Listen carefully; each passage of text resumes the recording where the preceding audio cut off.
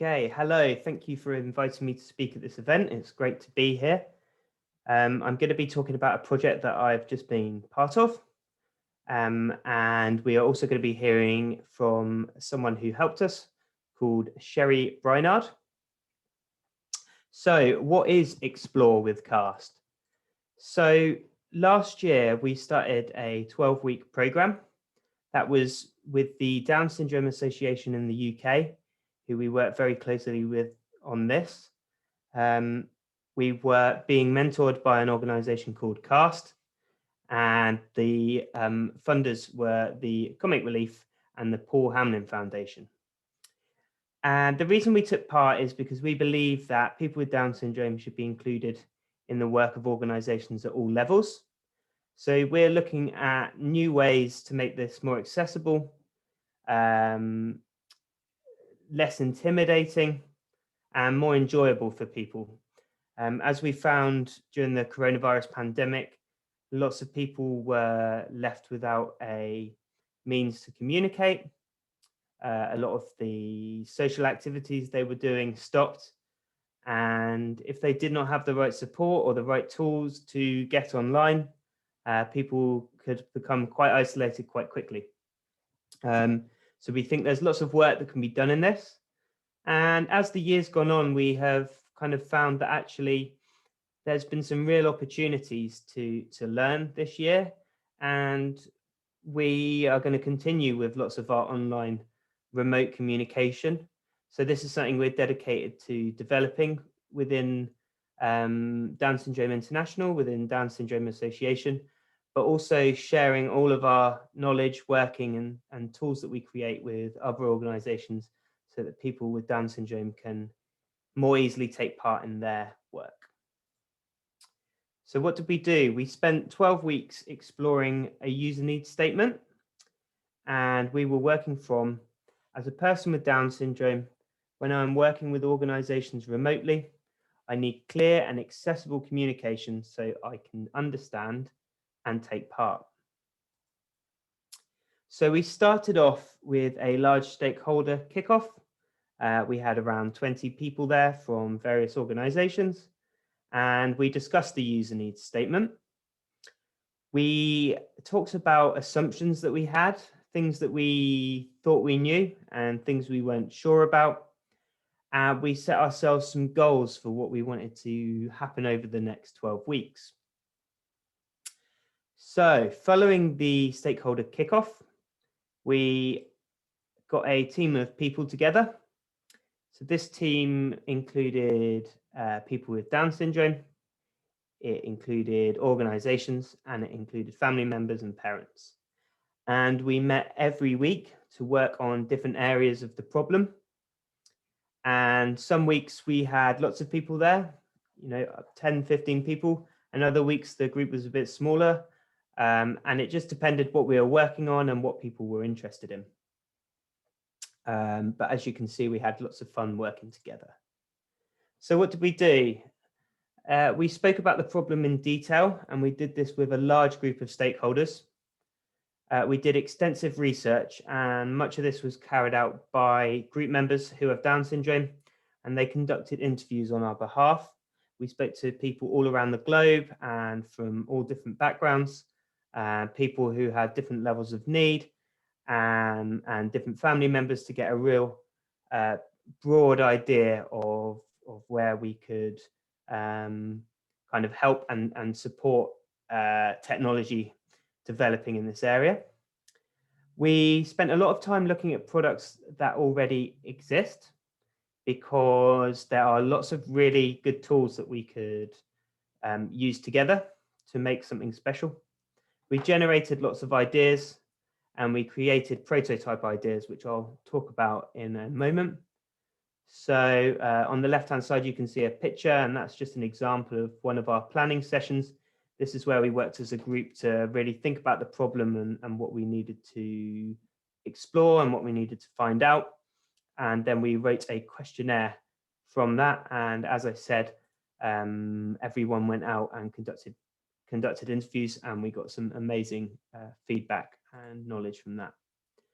So now we're going to hear a bit from Sherry Breinard, who's going to talk about the project and the research and some of the things that we found out. Dear ladies and gentlemen, I would like to discuss with you what we have learned in the CAST project. It is about the needs of many Down syndrome people who would like to use technology to communicate with other people. First, every person's situation is different, and we need different solutions to enable the Down syndrome population worldwide to use technology. Second, many people with Down syndrome prefer technology to be big, bold, and simple, to be the kinds of technology we know and use already, to be multimedia, such as we like to use, to be methods where we can make consistent contact with other people. Third, we often rely on a support person to make good use of digital material. In poor countries without a good infrastructure, the support person may not have the means or knowledge to help the person with Down syndrome. I think this research project identified certain challenges and possible solutions regarding the use of technology in my life in South Africa and also in other countries. Thank you for the opportunity to be part of the research. Thank you, Sherry. So yeah, just a brief overview there of some of the things we found out. So what have we made?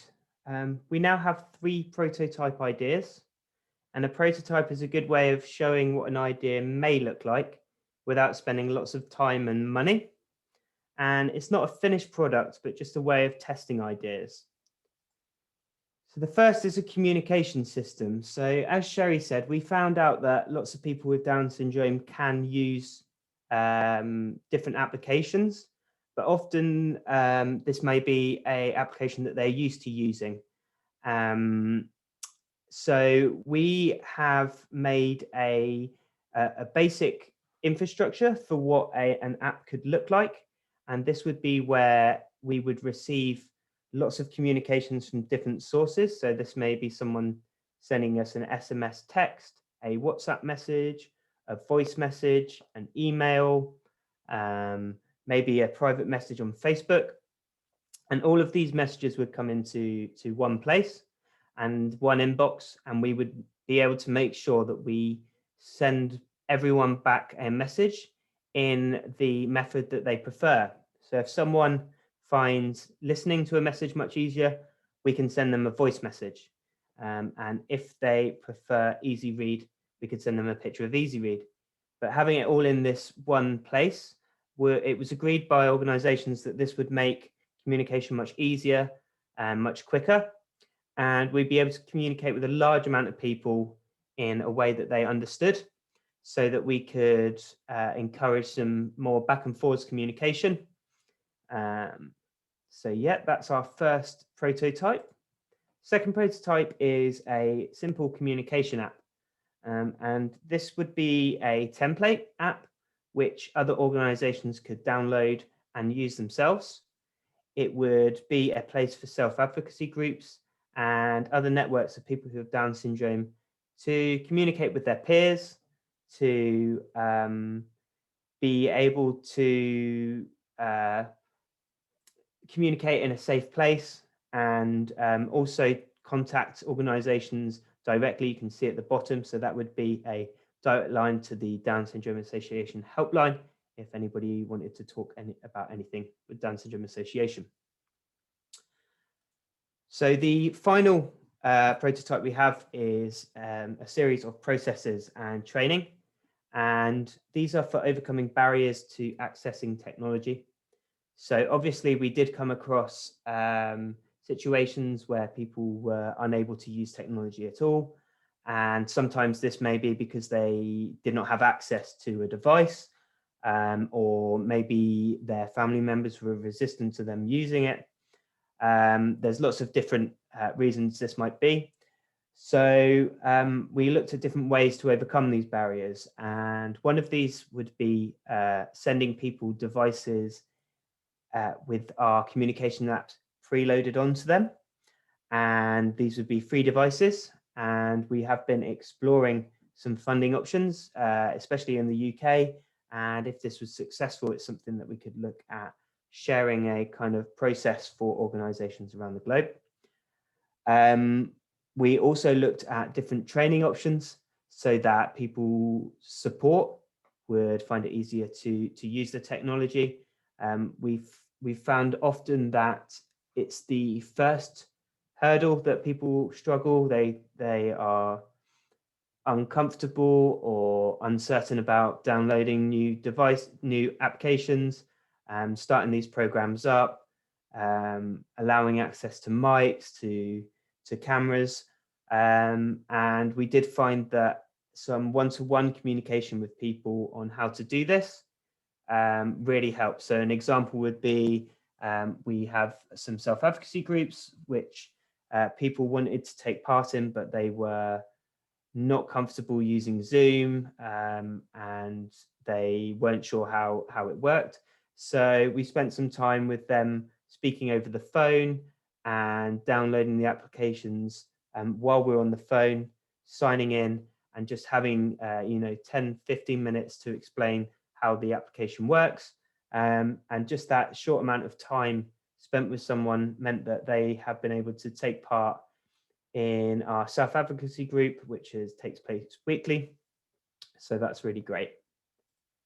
So what are our next steps of the project? Well, we have already actually started a new 10-week program, which is called Definition. Once again, we're working with CAST and also Catalyst, which is an offshoot of CAST. And the next 10 weeks are being funded by the National Lottery Community Fund. So thank you very much for that. We're working with tech consultants from an organization called Outlandish, and they are helping us make our prototypes into real products. So we hope to have some applications which we will be able to share with other organizations, and they will be able to use their own branding and make these apps their own. And we'll be sharing these so that people with Down syndrome can more easily take part in the work of organizations. It's something that we're dedicated to, and we really look forward to seeing what comes from the next 10 weeks from this program. So thanks for letting me come and speak at this event, and I'll leave it there. Thank you.